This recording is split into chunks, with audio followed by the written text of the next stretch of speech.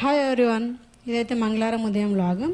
మంగళవారం ఉదయం లేవగానే అయితే ఎప్పటిలాగా అయితే ఇల్లు అయితే ఊడ్చుకుంటాను. ఎప్పుడు డైలీ లేవగానే ఫస్ట్ ఇల్లు అయితే ఊడ్చుతాను నేను. ఇలా ఇల్లు మొత్తం ఊడ్చిన తర్వాత పొద్దున్న టిఫిన్లోకి అయితే ఈరోజు అయితే సింపుల్గా అయితే పాలల్లో ఓట్స్ అయితే వేసాను. దాంతోపాటు ఏబీసీ జ్యూస్ కూడా చేసాను. దాంతోపాటు ఇక్కడ బాదాంలు ఉంటే బాదాంలు ఒలిచి పెట్టేశాను. అవన్నీ అయితే టిఫిన్ అయితే చేసేసిన తర్వాత ఇక్కడ ఇల్లు మొత్తం అయితే తుడిచేసుకుంటున్నాను. ఈరోజు మంగళవారం కాబట్టి దీపం పెట్టుకోవడం కోసం అయితే ఇల్లు అయితే మొత్తం అయితే తుడుస్తాను ఒకసారి. ఇలా ఇల్లు మొత్తం తడిగుడ్డ పెట్టేసిన తర్వాత ఇక్కడ ఒక చిన్న ముగ్గు అయితే వేసుకొని తర్వాత అయితే దేవుడికి దీపం అయితే పెట్టేసుకుంటాను.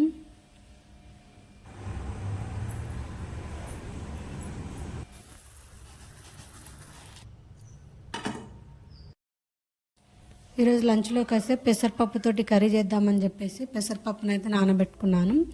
అదేవిధంగా పచ్చిపులుసు చేయడం కోసం చింతపండును కూడా నానబెట్టుకున్నాను.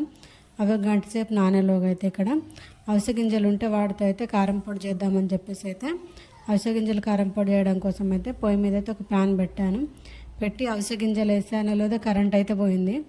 కరెంట్ వచ్చేలోగా గ్యాస్ కూడా అయిపోయింది.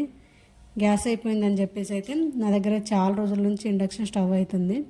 దాన్ని అయితే రెగ్యులర్గా వాడను. ఎప్పుడో ఇలా గ్యాస్ అయిపోయినప్పుడు మాత్రమే వాడతాను, ఎమర్జెన్సీ పర్పస్తో. దాన్ని అయితే బయటకు తీసా. ఈరోజు ఊళ్ళో ఉంటే అయితే కట్టెల పొయ్యి పెట్టేసి అయితే వండుకోవచ్చు.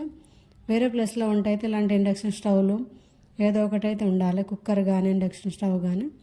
ఇలా ఇండక్షన్ స్టవ్ అయితే తీసేసి అయితే పెట్టుకున్నాను. చాలా రోజులు అయింది కానీ పనిచేస్తుంది. ఇండక్షన్ స్టవ్ పైన అయితే ఇక్కడ అవిసె గింజలను అయితే పెట్టేసా. ఇండక్షన్ స్టవ్ అయితే లో ఫ్లేమ్లో పెట్టేసి దాన్ని అయితే తక్కువలో అడ్జస్ట్ చేసుకొని దానిపైన అవిసె గింజలను అయితే బాగా వేయించుకున్నాను. అవి వేగిన తర్వాత అందులోకి అయితే ఇక్కడ ధనియాలు, జీలకర్ర, శనగపప్పు, మినప్పప్పు వాటిని కూడా మంచిగా వేయించుకున్నాను.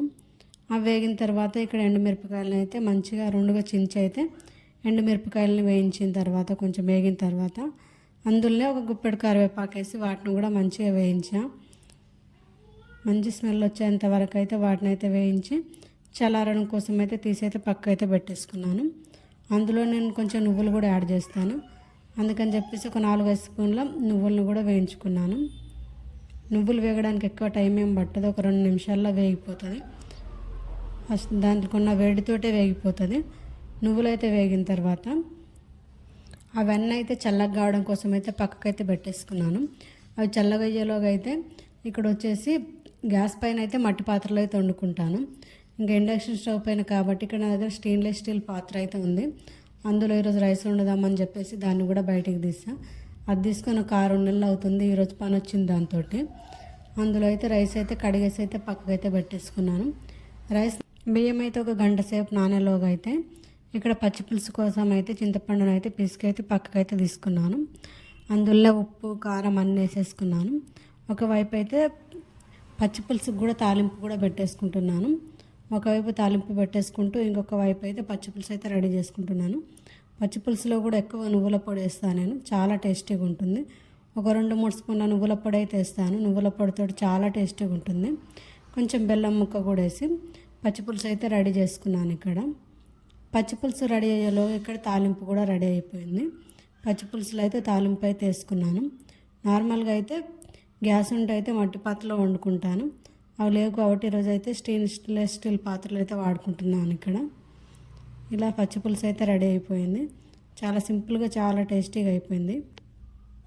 పచ్చిపులుసు అయిపోయిన తర్వాత అందులోనే పెసరపప్పు చేద్దామని చెప్పేసి అయితే ఆయిల్ అయితే వేసుకున్నాను. ఆయిల్ వేసి ఆవాలు, జీలకర్ర, ఇక్కడ వచ్చేసి ఆనియన్, పచ్చిమిర్చి, ఎండుమిర్చి, కరివేపాకు అన్నీ వేసి వాటిని అయితే వేగడం కోసం అని చెప్పేసి అయితే పెట్టేసా. అవి కొంచెం వేగిన తర్వాత అందులోనే అల్లం వెల్లుల్లి పేస్టు, పసుపు వేసి ఇక్కడైతే పచ్చిమిర్చిలో వెల్లుల్లిపాయ, జీలకర్ర వేసి పచ్చిమిర్చి పేస్ట్ వేస్తాను నేను. చాలా టేస్టీగా ఉంటుంది పెసరపప్పుకి. ఇలా ఈ పేస్ట్ వేసి ఒక 2-3 నిమిషాలు అయితే వేయించిన తర్వాత పొద్దున్న నానబెట్టుకున్న పెసరపప్పును అయితే వేసాను. ఇలా పప్పు నానితే తొందరగా కర్రీ అవుతుంది. ఒక 15 మినిట్స్లో అయితే కర్రీ రెడీ అవుతుంది. అందుకని చెప్పేసి అయితే నానబెట్టుకున్న పెసరపప్పు వేసేసి దానికి కావాల్సినంత వాటర్ వేసి ఒక్కసారి కలిపేసి అయితే మూత పెట్టేసుకున్నాను. పెసరపప్పు రెడీ అయ్యేలోగా అయితే ఇక్కడ అవిసె గింజల పొడి చేసుకునే కోసం అయితే వాటిని అయితే మొత్తం అయితే కలిపేసా. ఒకసారి మొత్తం చల్లగా అయిపోయాయి. తర్వాత ఒక మిక్సీ జార్ తీసుకొని అందులో అయితే అవిసె గింజలను అయితే వేసుకున్నాను. ఇలా వేసుకొని మిక్సీ పట్టేసుకున్నాను. కొంచెం ఎక్కువ ఉంది కాబట్టి 2 సార్లు అయితే పట్టేసాను మిక్సీ. నేను మిక్సీ పట్టేలోగా అయితే ఇక్కడ పెసరపప్పు కూడా రెడీ అయిపోయింది. చాలా టేస్టీగా ఉంటుంది పచ్చిమిరపకాయ కారం వేస్తే. ఇలా పెసరపప్పు రెడీ అయిపోయిన తర్వాత అయితే ఇక్కడ రైస్ కూడా పెట్టేసాను నేను. బియ్యం పొయ్యి పైన పెట్టేసి ఒక్కసారి అయితే కలిపేసి మంటనైతే అడ్జస్ట్ చేసేసి అయితే ఇక్కడ ఇంకొంచెం ఉంటే అవిసె గింజల్ని మళ్ళీ వాటిని అయితే మిక్సీ పట్టేసుకున్నాను. నేనైతే వెల్లుల్లిపాయలు ఎక్కువ వేస్తాను దేంట్లో వేసిన. అవిసె గింజల్లో కూడా కొంచెం కచ్చా పక్కగా దంచి వెల్లుల్లిపాయలు అయితే వేసాను. వెల్లుల్లిపాయలు వేసి వాటిని అయితే మొత్తం అయితే కలిపేసుకున్నాను. అది రెడీ అయ్యేలోగా అయితే ఇక్కడ అన్నం కూడా కొంచెం ఉడుకుతుంది. మళ్ళీ ఒకసారి అయితే దాని అయితే మంచిగా కలిపేసి అయితే మూత పెట్టేస్తున్నాను. ఇక్కడ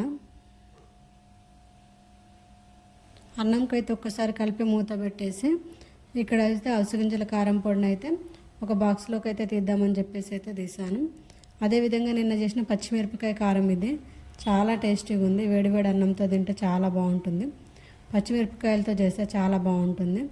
దాన్ని కూడా ఒకసారి అయితే కలిపేసుకున్నాను. ఆయిల్ పైకి వచ్చిందని చెప్పేసి ఇలా ఒక్కసారి కలిపేసి వాటిని అయితే తీసి బాక్సులో అయితే పెట్టేసుకున్నాను.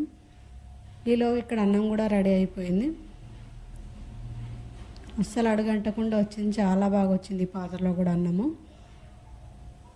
ఇలా ఒక్కసారి అన్నాన్ని అయితే కలిపేసి చెక్ చేసి అన్నం అయిందా లేదని చెప్పేసి అన్నం అయితే రెడీ అయిపోయింది. దానికైతే ఇంకొక 2 నిమిషాలు అయితే మూత పెట్టేసి వదిలేసాను. ఆవిరి మీద ఉమ్మగిలుతుందని చెప్పేసి. అలా ఒక 5 నిమిషాల తర్వాత అయితే ఈరోజు లంచ్లోకి అయితే పచ్చిపులుసు, పెసరపప్పు, అన్నము వాటితో పాటు పాపడాలు కూడా వేసాను. చాలా టేస్టీగా ఉంది. వీడియో నచ్చితే లైక్ అండ్ సబ్స్క్రైబ్.